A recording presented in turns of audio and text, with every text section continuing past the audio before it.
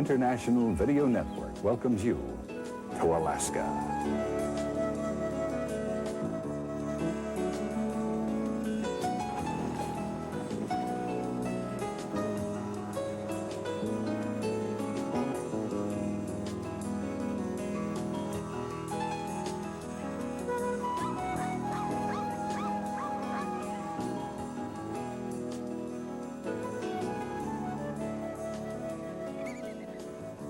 Alaska, a land so vast it defies the imagination.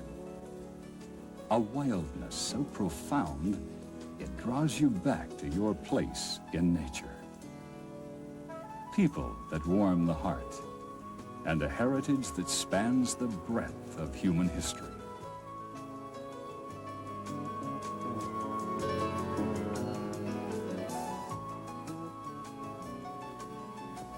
Alaska's every dimension stretches the imagination, from its 30,000 miles of convoluted coastline to its countless unnamed peaks.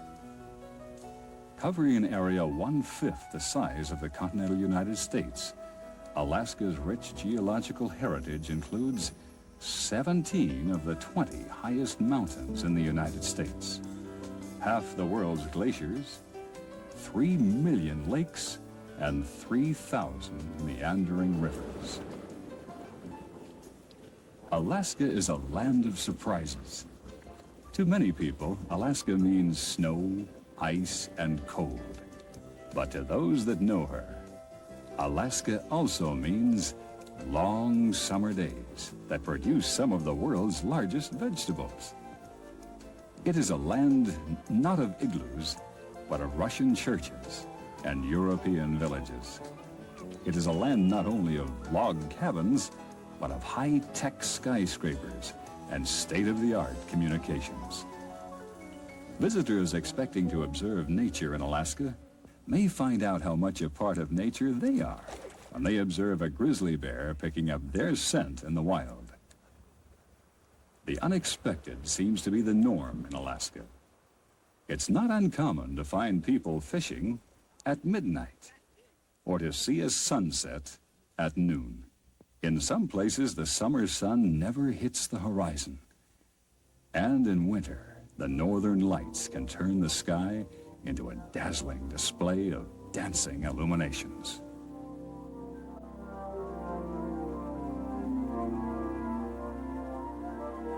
In observing the geology of Alaska, we become witness to the very forces that shape the earth on which we live.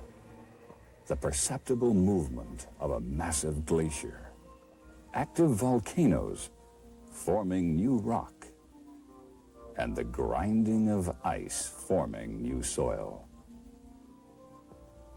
These signs of massive change frozen into the landscape makes one wonder if the years by which we measure time aren't just fleeting moments in the true scheme of things. Yet this ancient land, seemingly still and frozen, breathes with life. Far from being a barren wasteland, Alaska supports the most varied and abundant wildlife in North America. The drama of the salmon run, the sight of millions of reddening fish returning to their ancestral spawning grounds to breed and die, illustrates the fleeting nature of life. Yet the awesome power of the rainbow trout thriving on the eggs the salmon leave bears witness to life's tenacity. It's impossible to view Alaska's wildness without gaining a new perspective on life itself.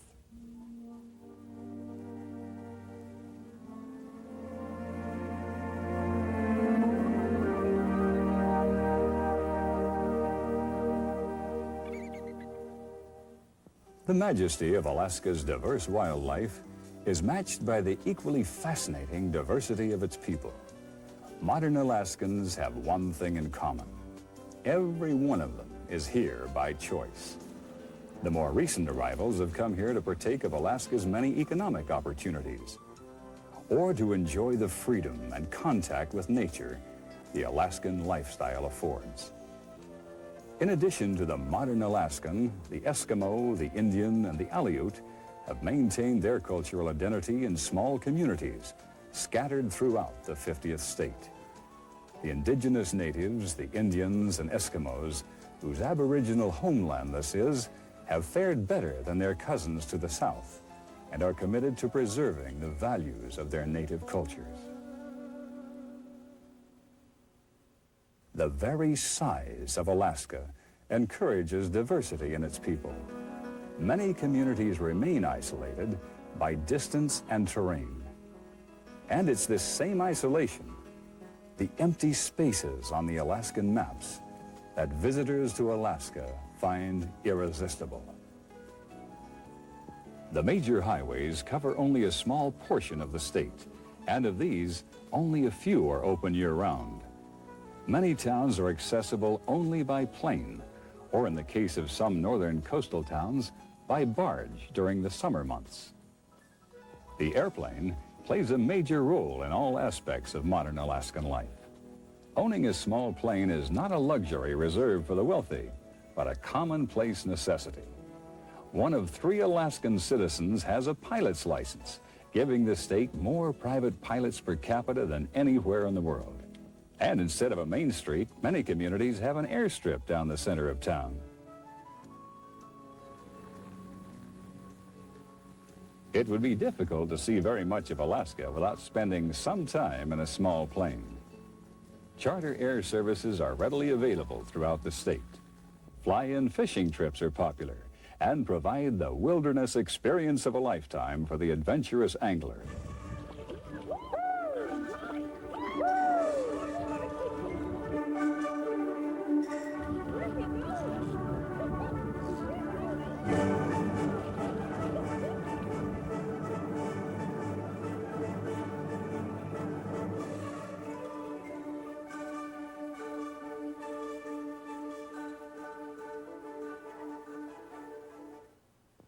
Those who prefer to explore the more beaten path find that the Alaskan Railroad offers an equally exciting way to venture into the Alaskan wilderness.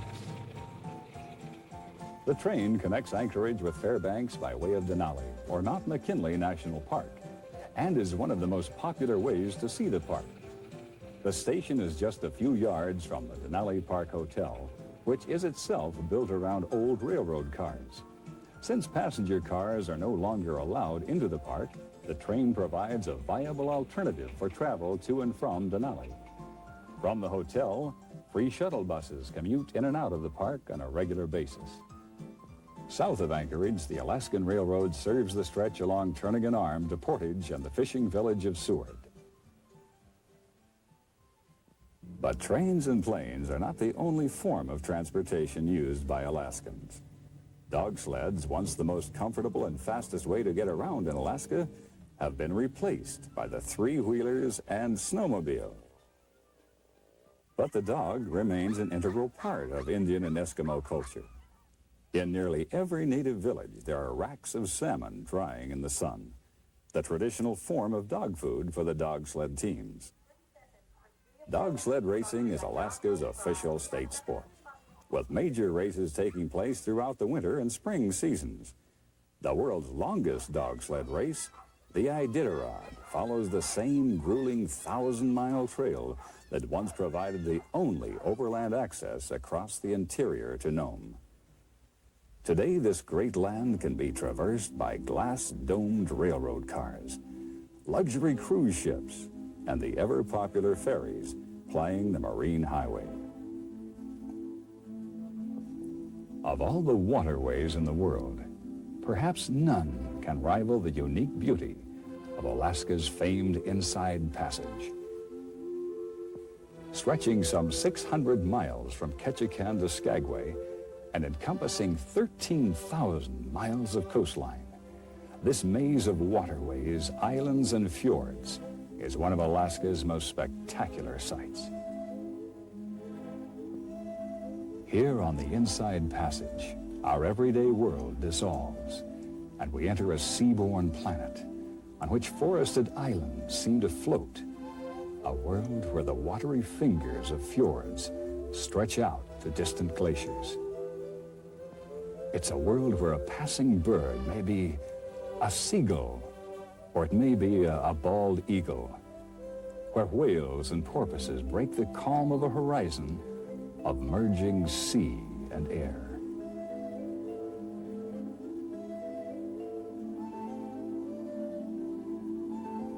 The summer sunset in Alaska seems to last forever, and there's no better place to enjoy it than from the deck of a boat on the Inside Passage.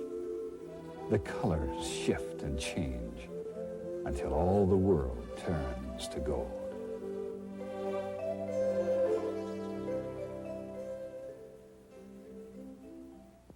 The town of Ketchikan is the first in a string of Alaskan communities accessible only by sea or air. Although Ketchikan almost never sees snow or ice, it is one of the rainiest places in North America, averaging some 154 inches of rain per year.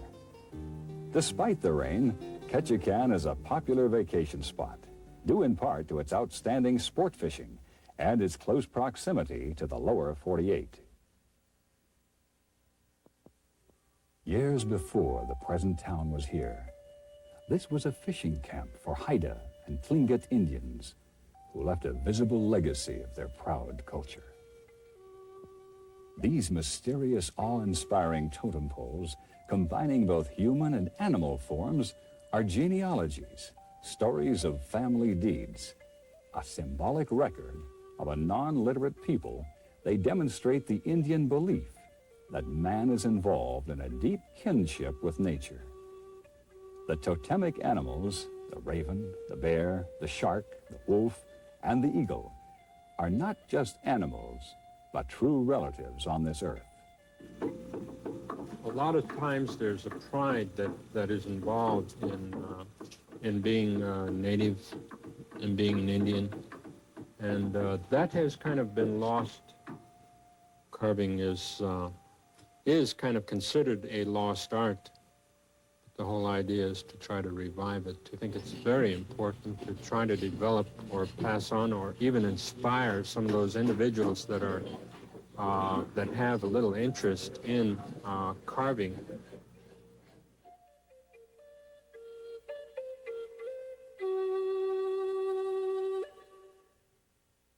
As the Marine Highway winds its way north, it stops at many small towns along the way.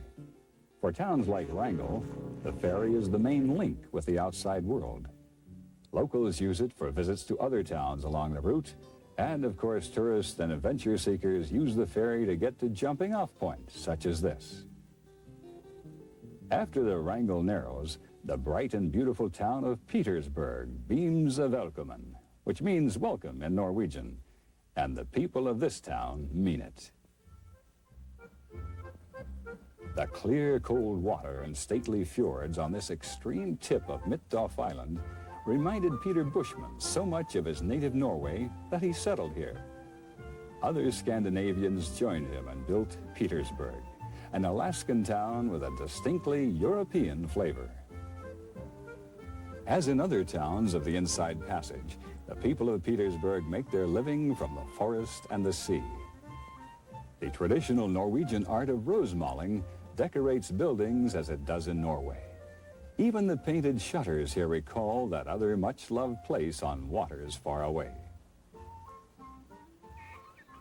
On days like this, when the clouds part and the snow-bright mountains appear, Petersburg is a place that's hard to leave. But the Marine Highway goes on, and another beautiful city with a different history awaits. Sitka rests at the foot of spruce-covered mountains and overlooks the blue waters of the Sound, where a chain of small wooded islands repeats the endlessly lovely theme of forests meeting sea.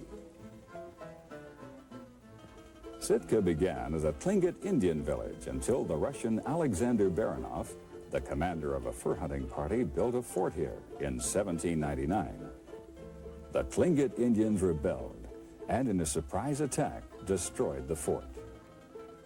Baranov retreated to return with warships and decisively defeated the Indians.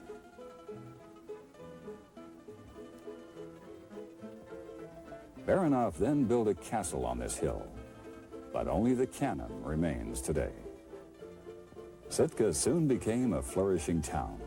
It was here that the Russian flag was lowered in 1867 when the United States bought all of Alaska from Russia for the then outrageous price of $7.2 million, less than 3 cents an acre.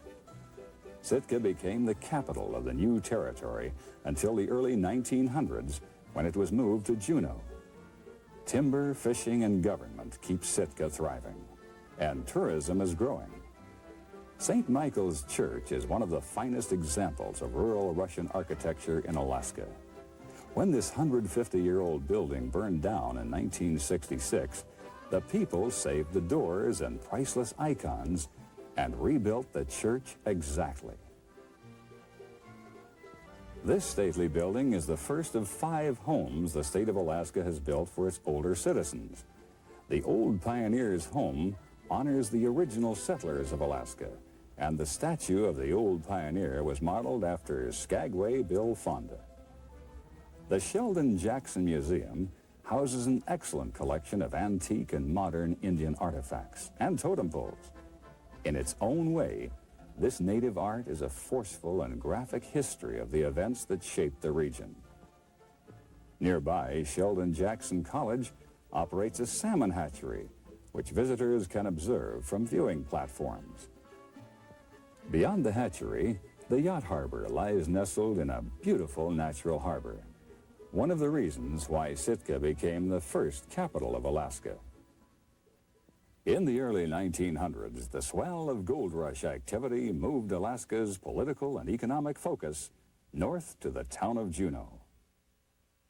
Jeanneau is a busy, modern city thrust against a 15,000 square mile ice-capped range of mountains with water on the other side. In Alaska, nature dwarfs human achievement, and yet up against these elemental forces, the people persist and even thrive. Not only do they thrive, they have fun. Jeanneau still has the rollicking energy of those 2 miners, Joe Jeanneau and Richard Harris, who discovered gold here in the 1880s. In the 1940s, the mines closed, and government replaced mining as the chief occupation. But Jeanneau never lost that frontier sense of optimism and excitement. There are, of course, all the modern buildings that one would expect in a state capital, but the real flavor of Jeanneau is that of the Old West.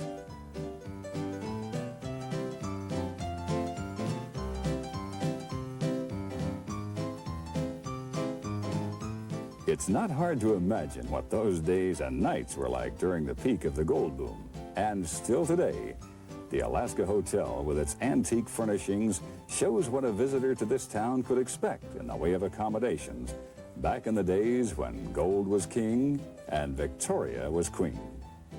But unlike old western towns of the lower 48, Jeanneau has a glacier within walking distance. The famous Mendenhall Glacier is receding, and as it does, the land-hungry people of Jeanneau follow it with buildings. Because of its geographic limitations, the city of Jeanneau has trouble finding the space it needs. Ironically, it's actually the 2nd largest city in the world in terms of geographical size, but one of the smallest in terms of usable space. It's the capital of the state of Alaska, but a capital without room to grow. In 1974, the people of Alaska voted to move the state capital to Anchorage, but they never voted in the funds for the move. Today, Jeanneau remains the political capital, but because of its location and its room for growth, Anchorage has become the financial capital of Alaska.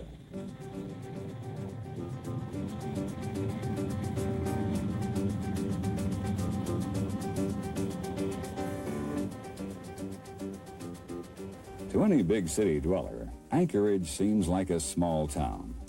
Yet fully half the population of this immense state resides here. This gives you some idea how sparsely populated the rest of the state is. Despite its small size by lower 48 standards, Anchorage has its share of city hustle and bustle.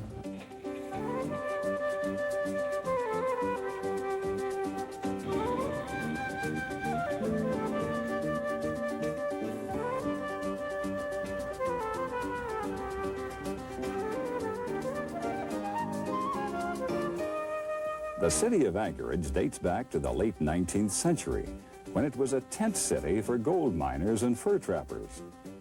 Fur trapping is still a major industry in Alaska, and Anchorage is the central marketplace for some of the most exotic and high-quality furs in the world. The Fur Rendezvous celebration takes place in Anchorage each winter. It's been called the Mardi Gras of the North. It evolved from a gathering of fur trappers to a rip-roaring celebration which features such delightful events as outhouse and canoe races.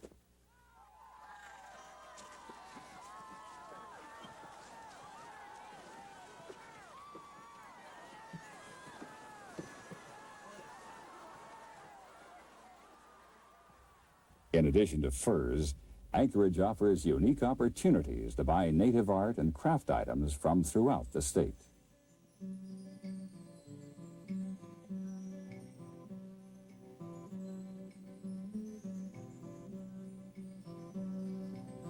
To the Alaskan native, art was and is a way of life.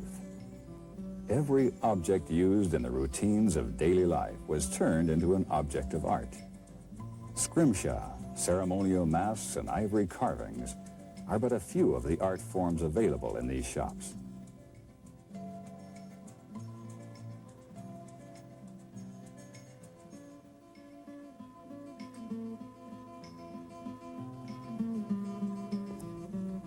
There's no shortage of things to do in Anchorage. For the more adventurous spirit, an evening balloon ride provides an unforgettable experience. The sky above Anchorage is dotted with these colorful forms drifting silently across the sky almost every evening during the summer months.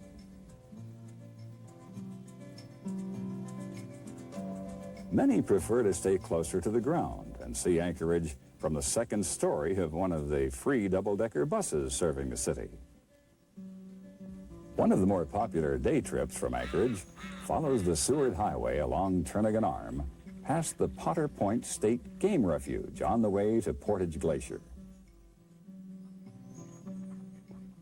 Potter Flats, a mere 10 miles from Anchorage, is a wonderful place to view wildfowl.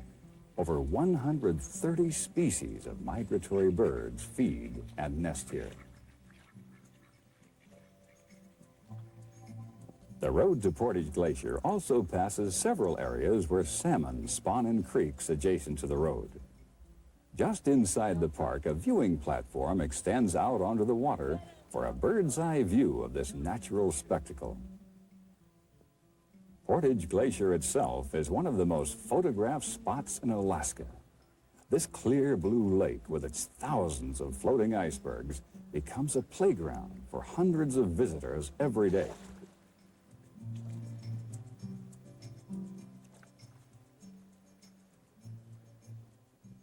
Some 70 miles south of Portage Glacier, the highway and the Alaskan Railroad end at the foot of the Chugach Mountains and the port town of Seward. Seward has been an important connection to the outside world since it was founded in 1903. These pilings are all that remain of the original cannery and port facility after the 1964 earthquake. But the port was rebuilt and stands today as one of the best-equipped fishing ports in the western United States. In addition to its extensive commercial fishery, Seward is one of Alaska's favorite spots for ocean sport fishing. The salmon in Resurrection Bay are sometimes so thick they seem to push each other out of the water. But there's more to do than fish in Seward. The Kenai Fjords National Park offers some of the most beautiful scenery and abundant wildlife in all of Alaska. Several private charters take visitors on day-long trips from Seward into this relatively new national park. And the experience is unforgettable.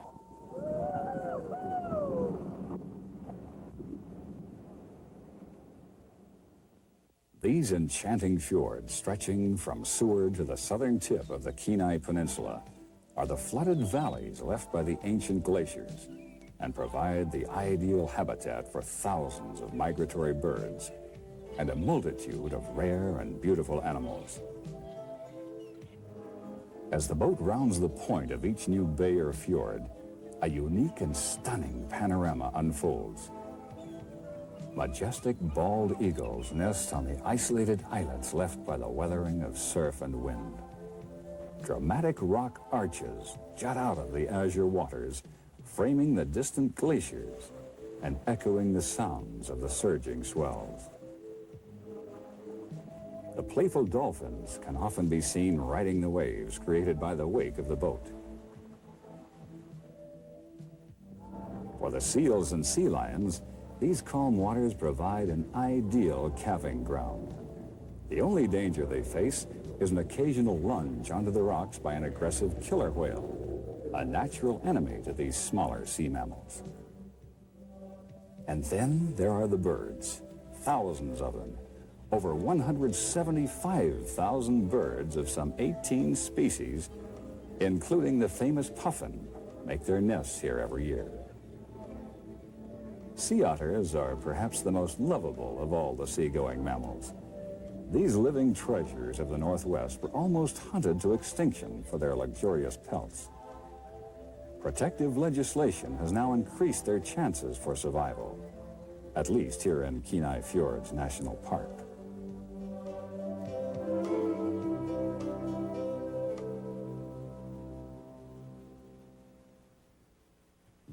At the southern tip of the Kenai Peninsula is Homer, a commercial fishing port that has become popular with sports fishermen and campers alike. Perhaps best known for its great halibut fishing, Homer also boasts wonderful salmon, trout, crab, and shrimp fishing. Much of the town is located on a 4.5-mile spit of land that juts out into Kachemak Bay. On one side of the spit lies the harbor, home of a large commercial fishing fleet and some 80 sports fishing charter boats and hundreds of small private craft. Homer is one of the favorite places to fish for Alaska's famous giant halibut. Fish over 100 pounds are common, and very few fishermen are disappointed in these halibut-rich waters. The beach across from the harbor provides a clear view of St. Augustine, an active volcano that last erupted in 1986, spewing ash over much of this area. Nearby, the Valley of 10,000 Smokes on the Alaskan Peninsula provides a close look at an area of active volcanic activity. Beginning 100 miles southwest of Homer, this area is the site of a massive volcanic eruption which occurred in 1912. The explosions that created this moonscape were so immense that they were heard 750 miles away in Jeanneau. This area is also one of the most popular sports fishing regions in Alaska, if not the world. The Alaskan Peninsula is almost entirely devoid of roads, and the bears make the trails. Here, as in many parts of Alaska, the small plane is the main means of transportation, and the many fishing lodges scattered throughout the region rely heavily on small float planes to get their guests to the spectacular fishing grounds the Alaskan Peninsula is famous for. Nearly a dozen species of freshwater game fish inhabit this unique area, which has produced more world records than any other part of Alaska.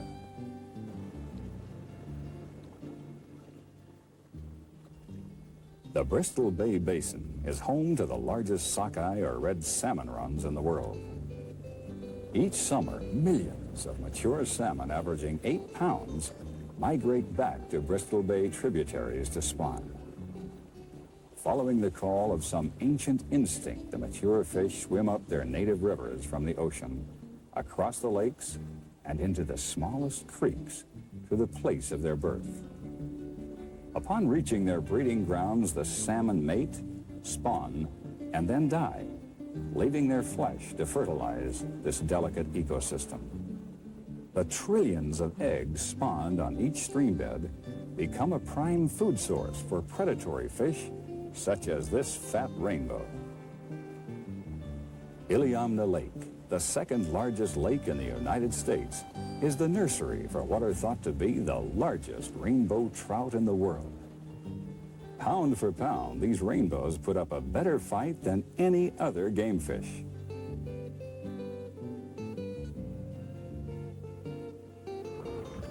On the coastal rivers, fresh silver salmon provide unforgettable fishing for even the most jaded angler.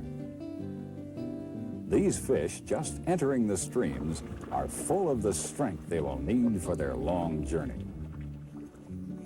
All of the Pacific salmon enter freshwater as bright silver-sided fish, but eventually change color and shape as they move upstream to their spawning beds.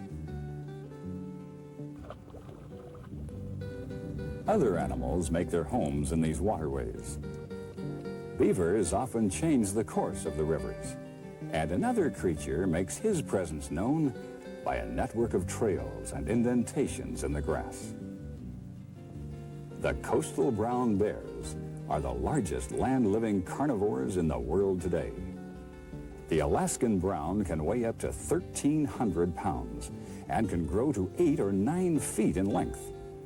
Although they are cousins of the grizzly, the coastal bears are much better tempered and present little or no danger to prudent visitors. During the fishing season, these magnificent creatures are completely preoccupied with eating and scarcely seem to notice their human visitors as they devour fish after fish, storing up to 1/3 of their body weight in rich protein for the coming winter. One of the most popular places to watch the activity of bears in Alaska is here at the Brooks River. This short river is the site of several extensive salmon runs and the predictable return of large numbers of bears each summer.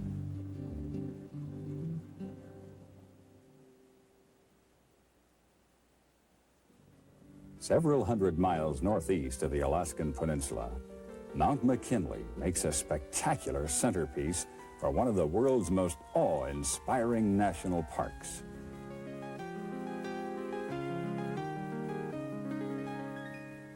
Nowadays, more often called by its original Athabascan name, Denali, meaning the high one, this largest mountain in North America is the proud pinnacle of the 600-mile Alaskan range. Due to its immense size, Denali affects the local atmospheric airflow patterns and actually creates its own weather systems. As a consequence, the mountain is often shrouded in clouds and hidden from view within the park, while it can be clearly seen from hundreds of miles away. The 90-mile road leading into the heart of the Denali Wilderness area offers easy access to what is truly one of the most dramatic wilderness experiences left anywhere in the world.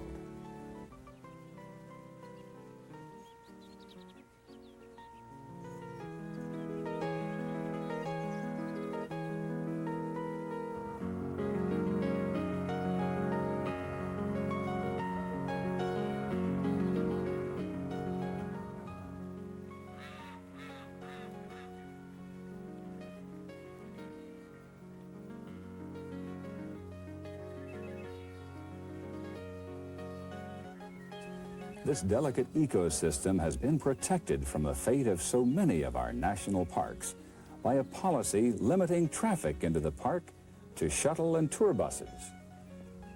This restriction actually enhances the Denali experience. In this more peaceful environment with uncluttered roads, the animals come much closer to the road than they did before the restrictions were imposed. And there are other ways to see the park. Several companies offer flight-seeing excursions into the park, and raft trips are available on the nearby Nenana River. The river trip features Class 1 and 2 rapids most of the year, so there's not much chance of getting wet. A safe adventure that is fun and suitable for the whole family. There's more than wilderness to the Alaskan experience. The Matanuska Valley, located just 45 miles northeast of Anchorage, reveals another side of Alaska's rich natural heritage. Alaska's long summer days and deep volcanic soils combine to create the richest farmlands in the world for some crops. The area actually holds several world records for gigantic vegetables such as these giant 80-pound cabbages grown by Jane Dinkle. In the lower 48, you've got to understand that we have the long daylight and cool summers. And your crucifers, which is your cabbage, cauliflower, broccoli, thrive under cool climate and long daylight. They'll put on a pound or so a day right now. That's a 4-foot yardstick. That isn't a 3-foot yardstick. As the road from Anchorage to Fairbanks winds through the heartland of Alaska, many reminders of her fascinating history and unique lifestyles appear along the way. Throughout the state, many fine examples of Alaska's indigenous form of architecture can be seen. Even today, the classic log cabin has proven to be the most practical type of building and is used for everything from doghouses to churches.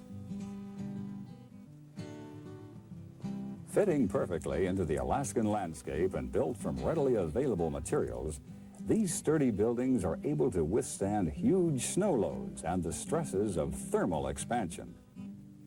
Natural burls, which grow on trees like this one, are often seen incorporated into these rustic structures.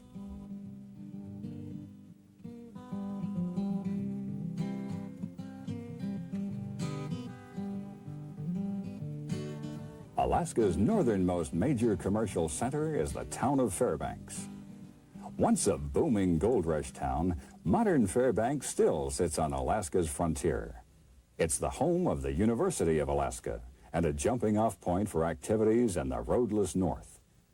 The university is a research center for Alaska's agricultural and technological development and the site of one of the state's most prestigious museums.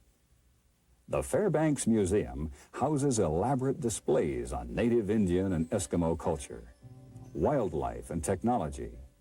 These exquisite examples of ornate apparel were fashioned from the many natural materials available to the native Alaskan. The beauty and craftsmanship of the artifacts on display here reflect a worldview that is as worthy of preserving as the endangered species that once shared this great land with its first human inhabitants.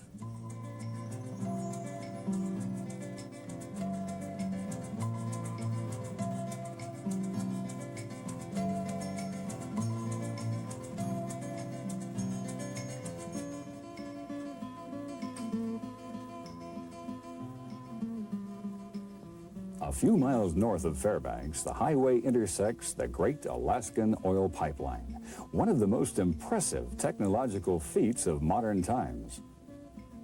Although the pipeline looks a little incongruous winding its way through the wilderness landscape, it was designed at a time when America was just awakening to the need for ecological preservation.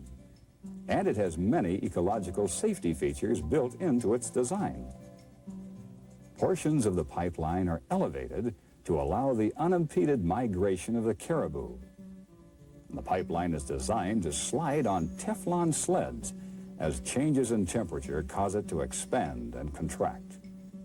Expansion bumpers provide cushioning for these changes and are a part of the engineering features that assure structural integrity during an earthquake of up to 8.5 on the Richter scale.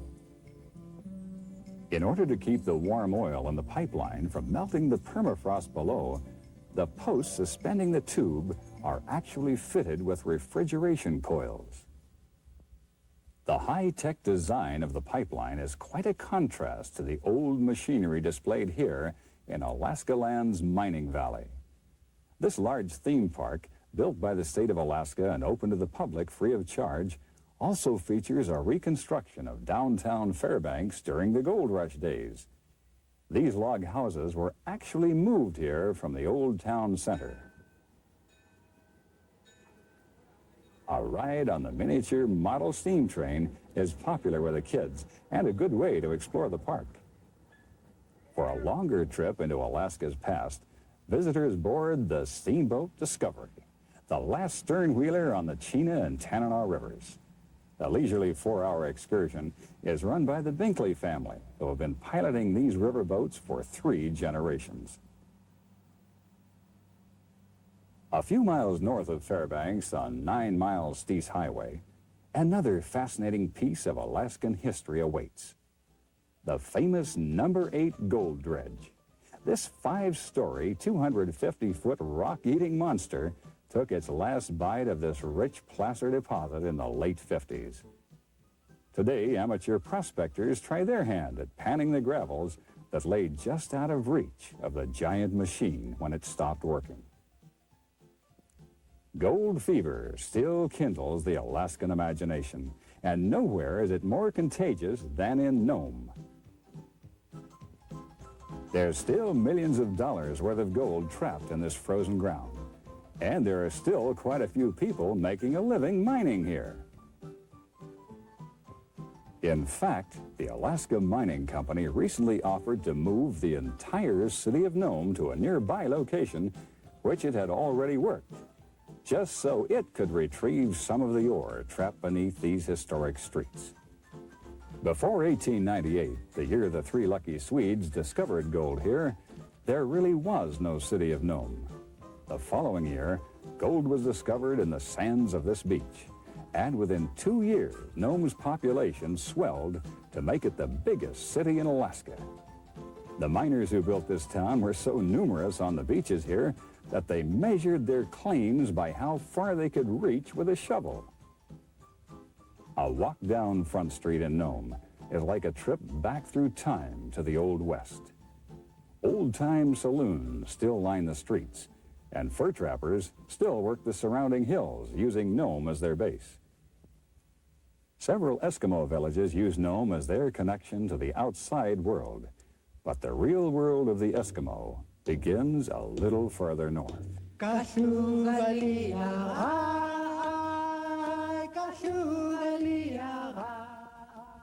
Kotzebue is a town of a little over 2,000 people, 80% of them Eskimo, and still basically a subsistence culture. This is a harsh, wild place at the end of the earth, pressed against the cold Arctic Sea. Hunting and fishing are primary sources of livelihood.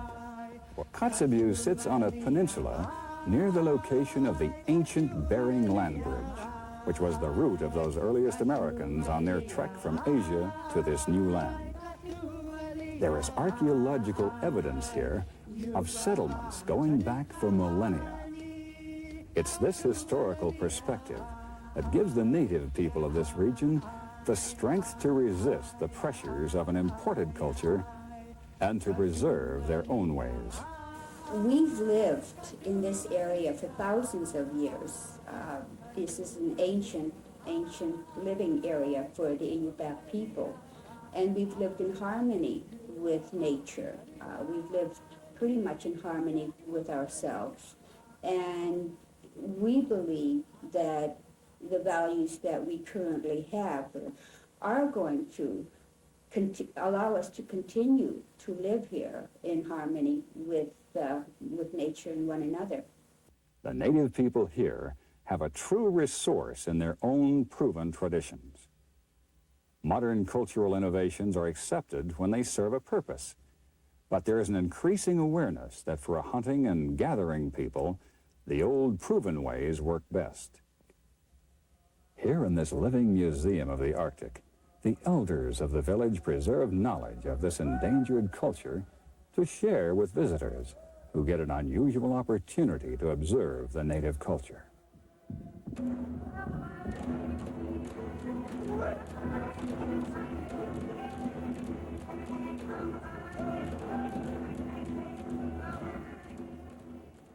In the museum, the elders have created a vital ongoing school to pass their wisdom about their own world to the youth of the culture. Ever since Admiral Perry, the people of the lower 48 have been learning that the Eskimo approach is uniquely suited to a unique environment. These handmade parkas trap body heat and provide ventilation. And the blanket toss, which is now a lively game, served a real survival need in the predominantly flat land with no hills or trees for vantage points. Hunters were tossed up as many as 30 feet into the air, allowing them to survey the terrain and spot game in the distance. This Eskimo version of the latter served a purpose and worked. The imported technology doesn't always work as well as the time-tested ways in this environmentally sensitive land. Here we see a house which must be fitted with an active refrigeration system to keep it from melting the permafrost beneath it and sinking into the ground. Like the tundra around it, the culture of these hardy people is a fragile and sensitive thing. Tundra, once scarred, remains scarred forever. These people know that they're trying to reverse an historical trend by refusing to change the basic elements of their culture. But they feel that it's worth the effort. They know that they are survivors, but they don't just want to survive, they want to survive with dignity and joy.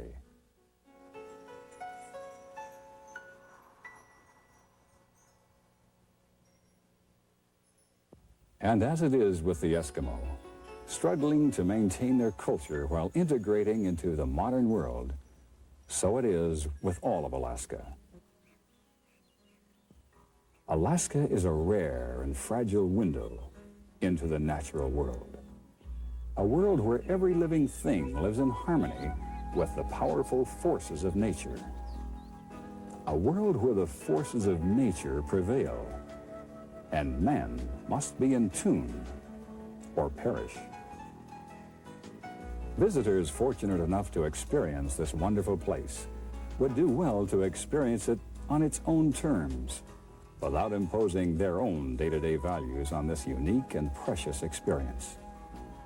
Although one can bring modern creature comforts along, everyone who visits this raw and wild land finds themselves roughing it just a bit.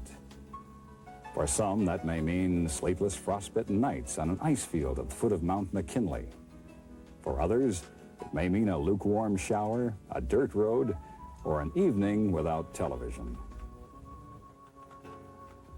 Part of the magic of Alaska is that her most profound experiences may come when least expected.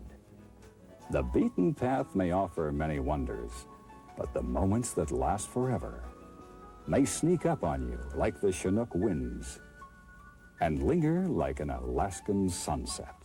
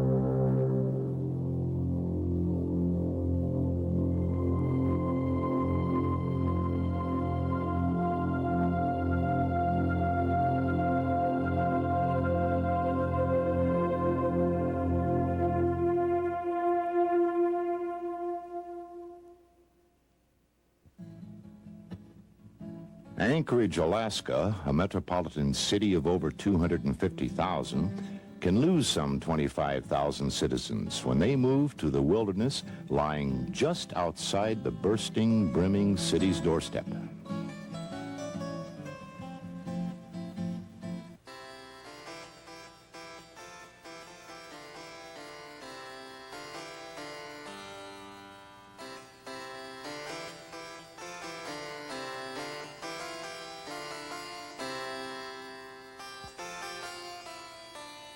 Royal British Navy Captain James Cook landed here in 1774.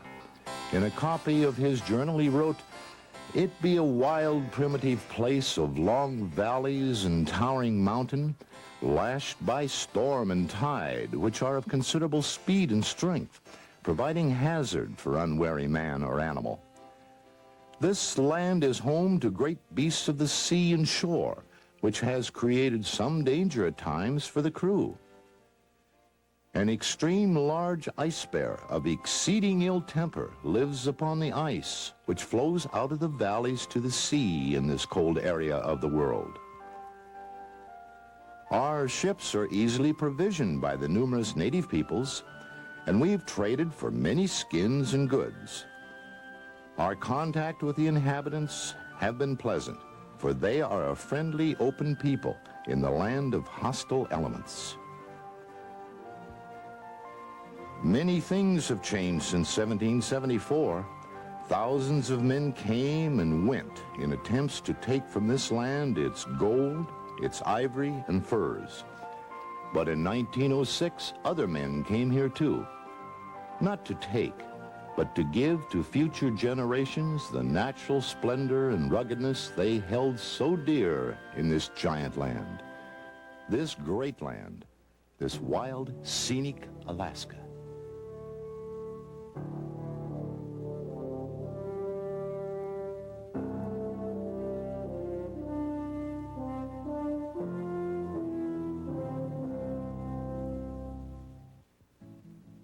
For the next few moments, we're going to take you on a tour of Denali National Park and Preserve at an unusual time when few except the park rangers are privileged to see it. The scenes you'll see are those of late fall, winter, spring, and summer, a time when only the animals walk the beauty of this sylvan land.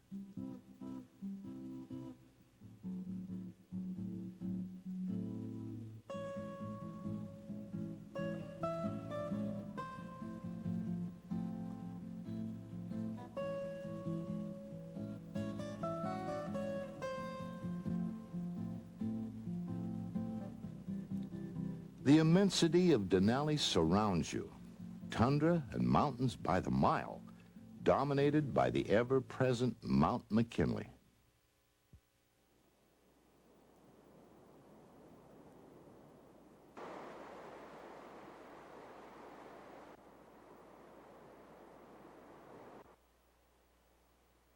Among icy streams and along wild rivers, the abundance and variety of grass, fireweed, and flowers, nature's clock to winter, and fruits, matches Denali National Park wildlife.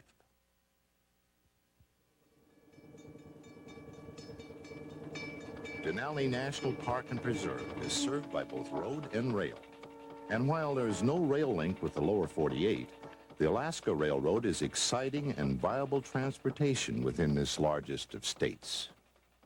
After a tour of 4 straight months of 24 hours a day performances, there's something in the air that's different, and the animals sense it.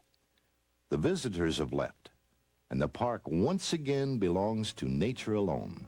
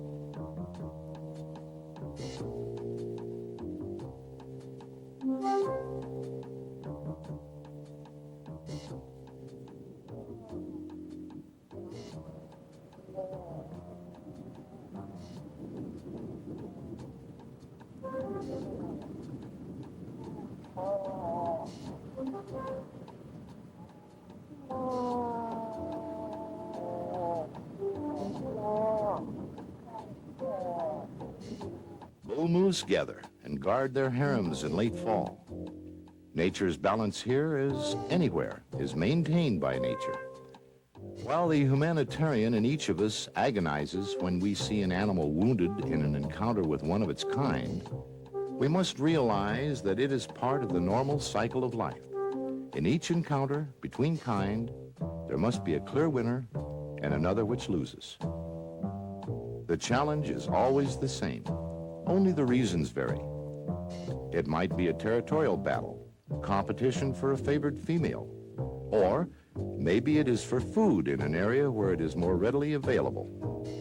Sometimes there's a lengthy preamble giving ample preparations by the combatants, allowing the less secure or the confident animal to back off or give way to his more dominant counterpart.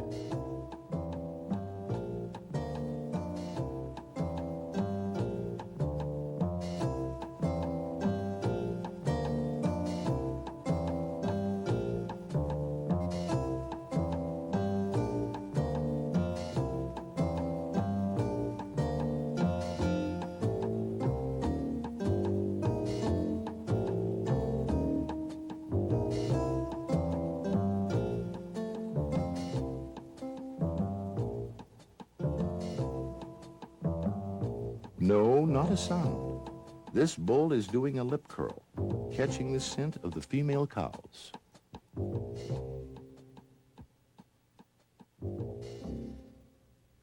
You may only drive as far as Savage River and out again. The park desires to give as little disruptive exposure to the animals as possible. One of the ways to accomplish this is by using the park's tour buses that are operated by people who know the varying moods of the park's residents. They've been proven to be the most practical way of viewing Denali wildlife. You can park and catch a tour bus at Riley Creek.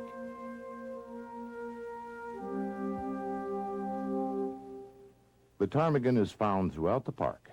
This one feeding is quite sheltered with its fall protected coloration. Were you to visit Alaska's gift to the world, you would probably be doing so during the tourist season, which runs from May 1st to September 1st each year.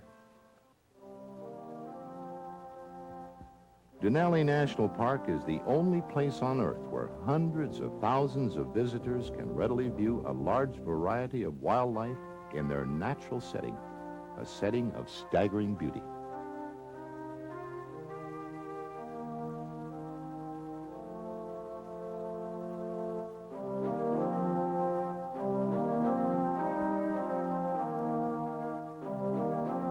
Doll sheep are peculiar to Alaska. Ewes share the babysitting, one ewe caretaking several babies, while the other ladies and some of the older kids lunch on the young, tender avon shoots. Earlier season tourists will see sheep at closer range, or as the snow recedes up the mountain, so do the doll sheep.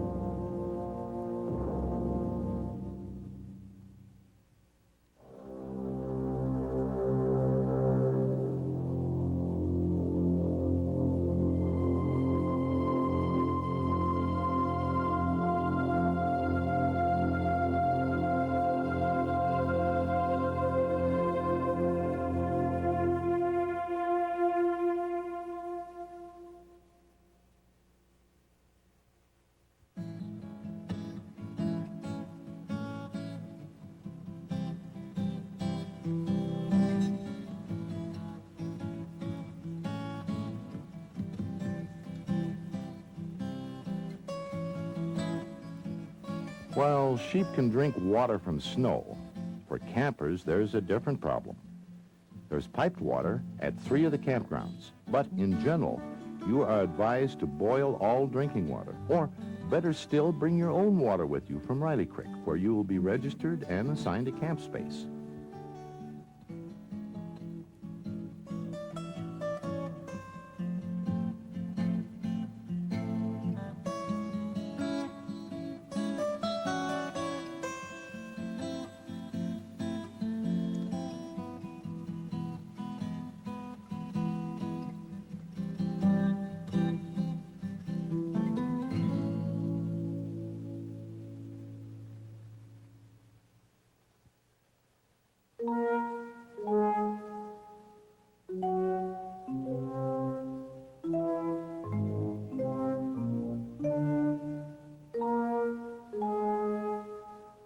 As winter grows closer, the animals, such as the red fox, but each in its own manner, prepares for the severe winter's cold in conditions that will keep man out of their wilderness until early April or May of next year. For now, fall is drawing closer as the leaves take on their golden color.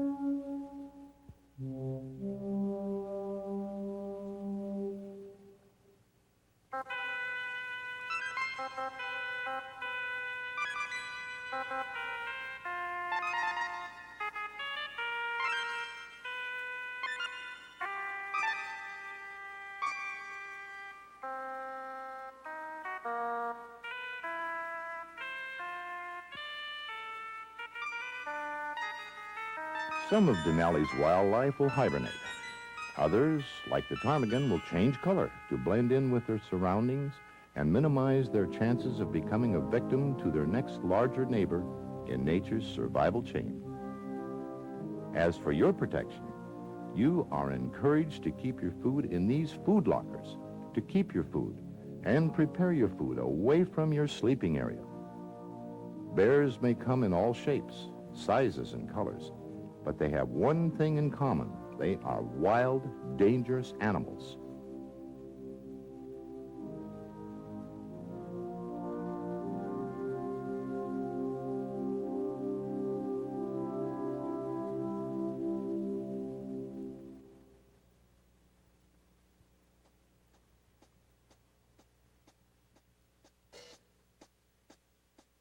These bears are not dangerous because they seek trouble, but because they possess such great strength that any move, regardless of their mood, can be immensely damaging. It belies their appearance, which usually paints a picture of fuzzy clownishness.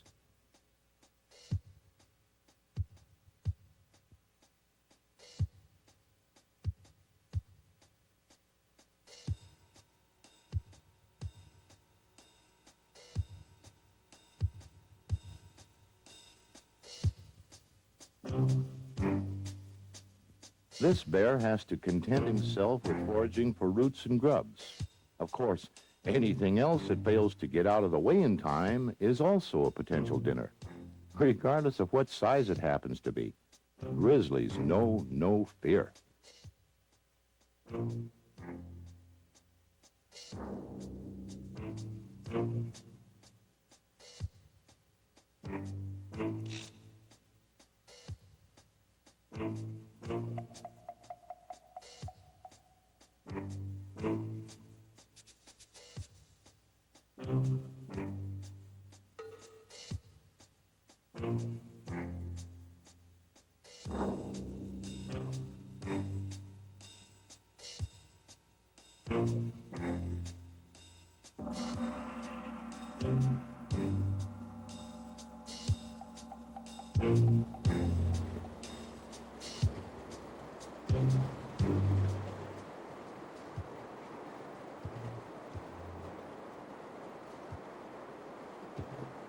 Some of the clear streams of Denali and Wonder Lake will produce Dolly Vardens, hardly accessible to grizzlies.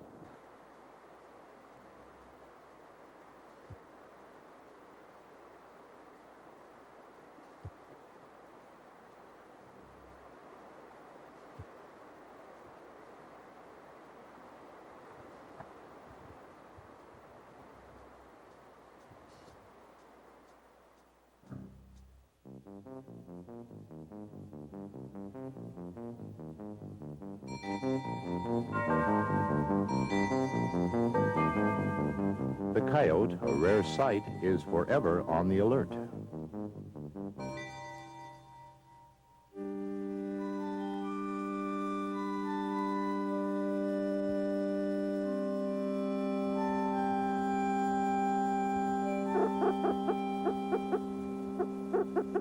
During late fall in Denali National Park, these grouse show off their finest and strut their stuff. But amidst all of the posturing and displaying, the ominous shadow of survival looms larger than life, and a continual watch is kept. Even the porcupine shields himself with quills.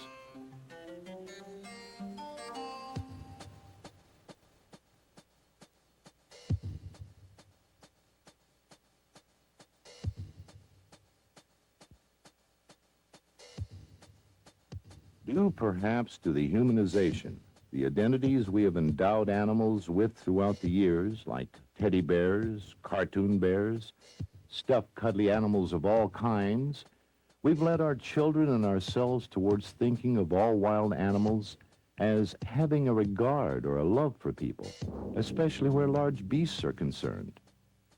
It may seem irrational, but large, powerful, fierce animals can feel threatened or hemmed in by you a distance the length of a football field away. Lack of this knowledge has led to more incidents and accidents, some tragic, than any other single situation anywhere. If your presence poses any sort of threat, the animal will eliminate that threat in the most effective manner at hand. The magnificent wildlife of Denali National Park and Preserve is just that, wildlife.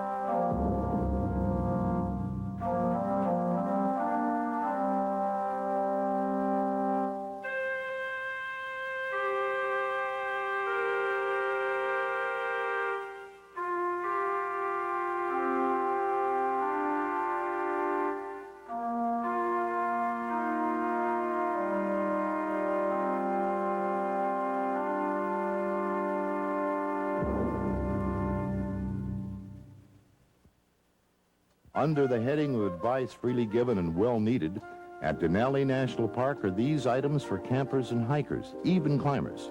Bring warm clothes, insect repellent. Do not feed any of the animals, even small ones like the camp robbers. Keep a clean camp. Wash your dishes immediately. Don't cook food directly on the provided fire grates. Cook and store food away from your sleeping quarters. Put your food in your vehicle or the big metal storage sheds. Remember, you're in a remote, primitive, isolated area. You must depend on yourself to be prepared. All of this applies from Riley Creek to Wonder Lake. Bald eagles are not uncommon in Denali, for they are forever on the alert for possible danger or prey, scanning the hillside with their sharp, watchful eyes.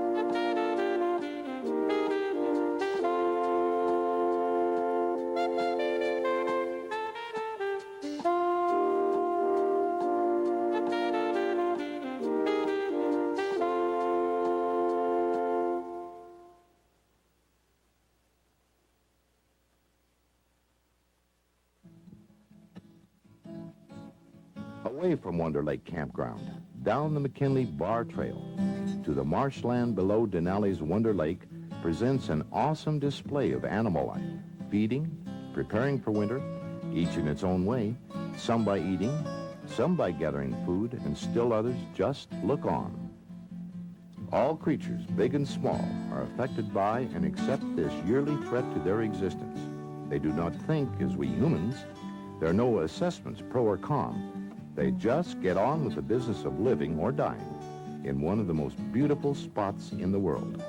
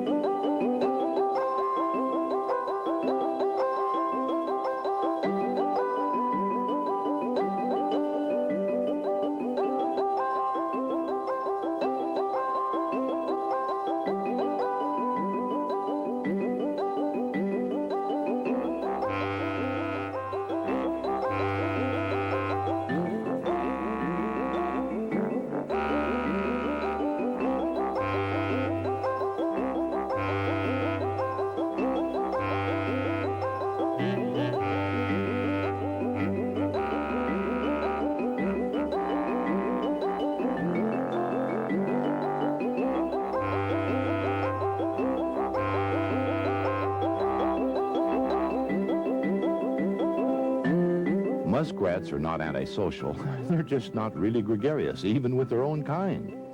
They just like to keep their yards free of neighbors, regardless of who they are or what they're doing. Winter in Denali National Park and Preserve knows no favorites. Those who prepare and stay out of the way of a larger animal survive. Those who do not perish. A harsh way of life? Well, perhaps. But to those involved, a very common situation to be faced daily in the search for food, shelter, or perhaps a mate to perpetuate their kind.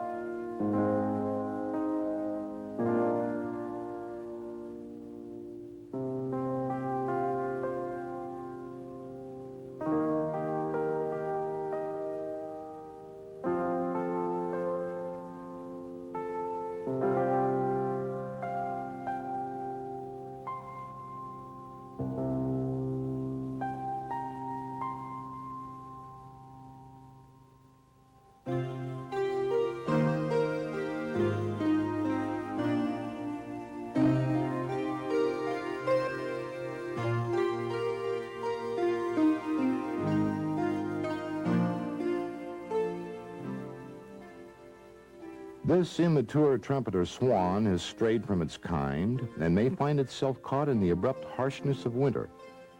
The onset of winter brings with it special problems for all ducks and animals alike. But with a little luck, all is well. Trees eaten by beaver is a sure sign of them being nearby and preparing for winter.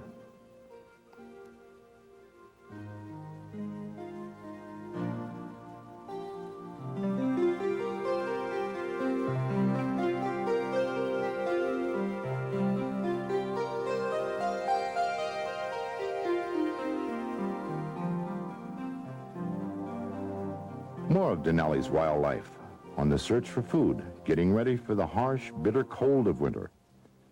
Caribou, unlike moose, are not loners. They travel in bands or herds, and also, unlike moose, will travel in patterns over certain areas for often unknown reasons, not necessarily in search of food.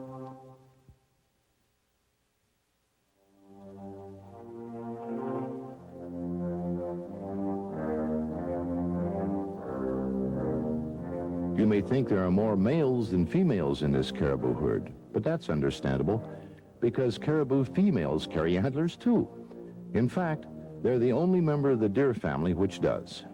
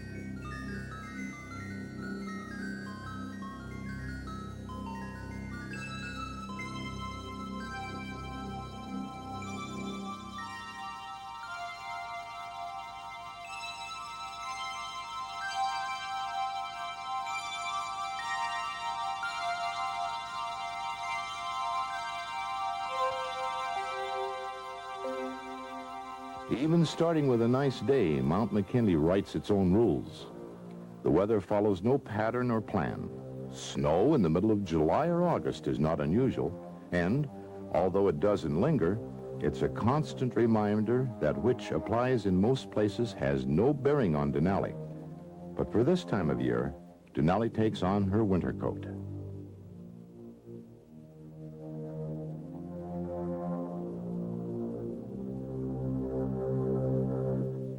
The red fox is forever hunting. Seldom do these snowbirds or ptarmigan have to fear the red fox, for they also are forever on the alert for danger.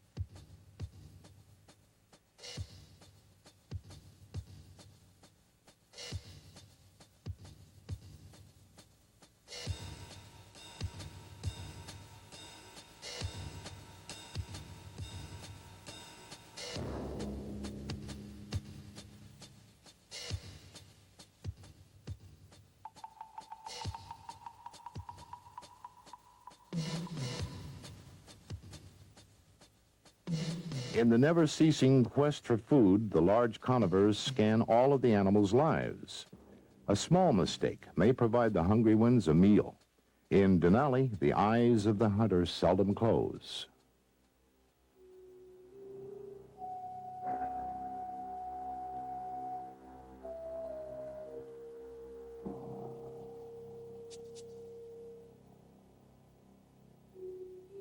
We're about to witness a confrontation between several caribou. The preamble to their fighting is very much similar to that of the moose, in that it involves scraping the ground and rattling of antlers on the bushes or the trees.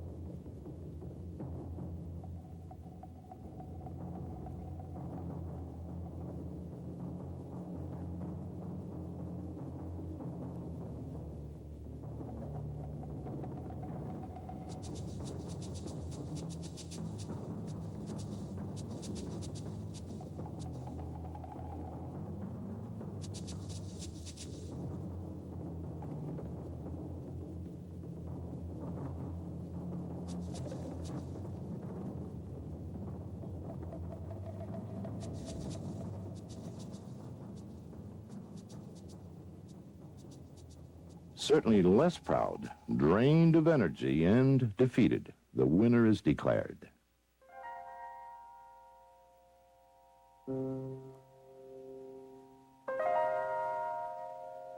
Finally, the 8 long months of winter survival begins to draw to a close.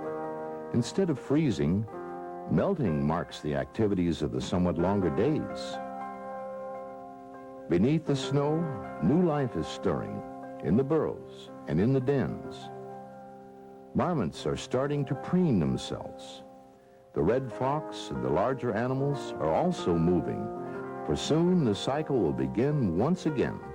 The eternal competition for survival during the 4 short months soon to arrive. It's time to clean up, don new apparel, and face the visitors.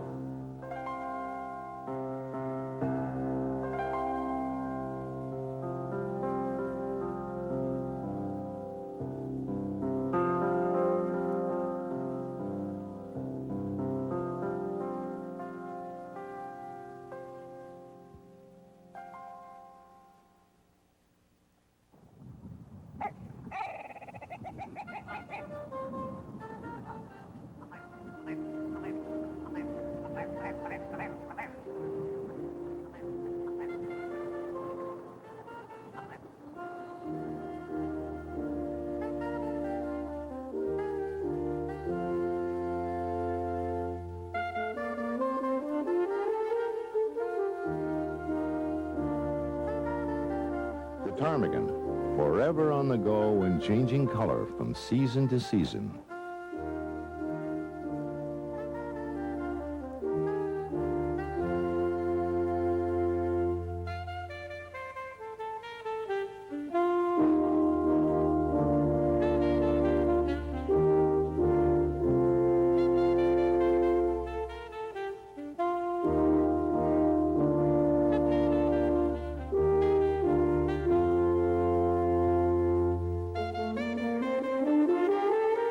The question was asked, how do you set aside a wilderness park and preserve that impresses people? Well, you start with a mountain that impresses people. All 20,320 feet of it, Mount McKinley. The Russians call it Bolshaya Gora. Various local Indians call it Dolaika, Denali, and Tralaika. All of these names translate to the name eventually given, Denali, meaning the high one. It may seem like an ambitious project preserving a wilderness area this large. The park superintendent puts it this way: we're attempting to conserve the scenery, the natural and historic objects, and the wildlife, while providing for the enjoyment of same in such manner and by such means as will leave them unimpaired for the enjoyment of future generations. And then he added, this is a world-class environment. In 1917, the nation officially set aside 1.9 million acres, which was designated Mount McKinley National Park. And for years, the park carried the name of the mountain. In 1980, in deference to the people, the park and preserve were renamed Denali. And with that renaming came an expansion in size, so that today, this eternal example of the Creator's hand covers an area larger than the state of Massachusetts. Denali National Park and Preserve is a monument to the vision and the efforts of just a few men. Men who stand alone in attempting to keep for all of us an area of the great land that remains now nearly as it has been for the last 500 years.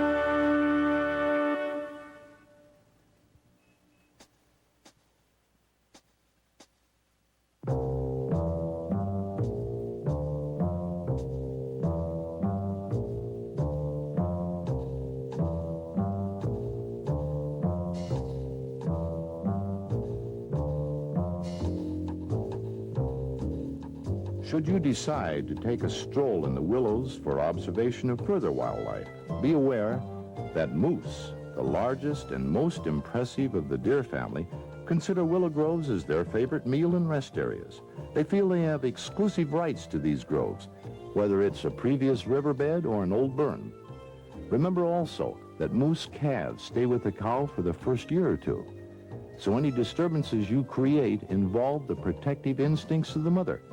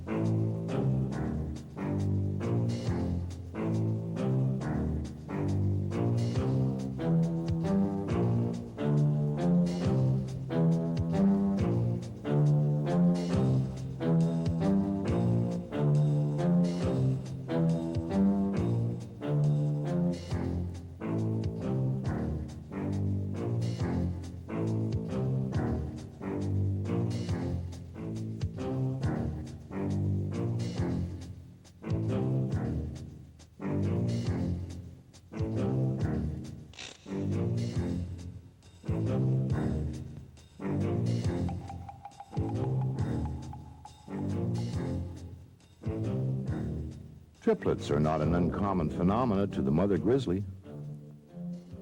Regardless of the awesome sizes, whether moose, sheep, or grizzly, kids are still kids.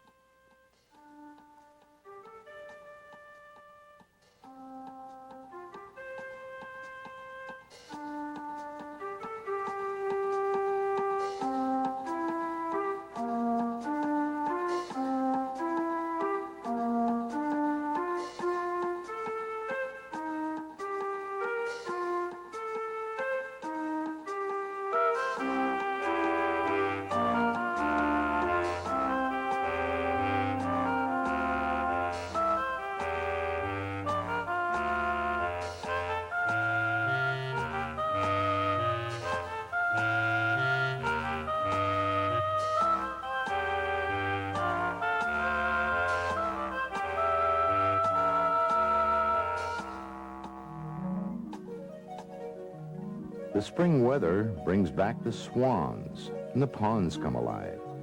Marshland activity increases, and with it, the extreme beauty of nature.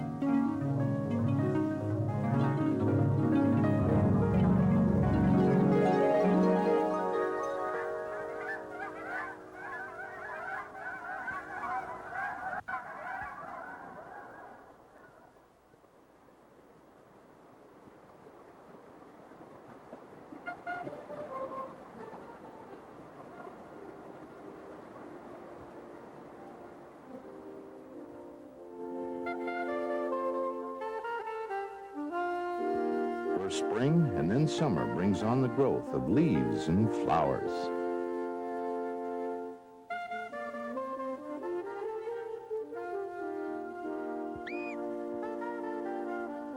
The marmot hides in the forest valley quiet places. Soon their young will take the place of those who failed nature's bitter lessons and compete with those who won the battle for survival. The cycle continues its endless path from the dawn's mist through the day's adventure and into the evening shadows.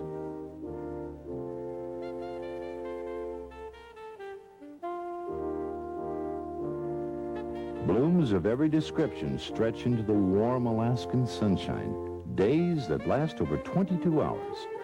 All of these bring a profusion of plant life to former dull vegetation, coloring the park in all directions for miles around. The season is short. The growth rate is accelerated. Early summer will not be denied, and with it comes the rebirth and the rearing of Denali wildlife. The animal and the waterfowl have mated and bore their young.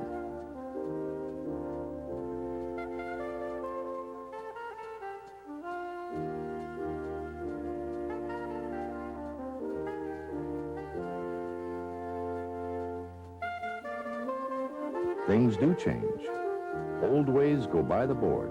Rules change, and the environment bears the evolutionary shift.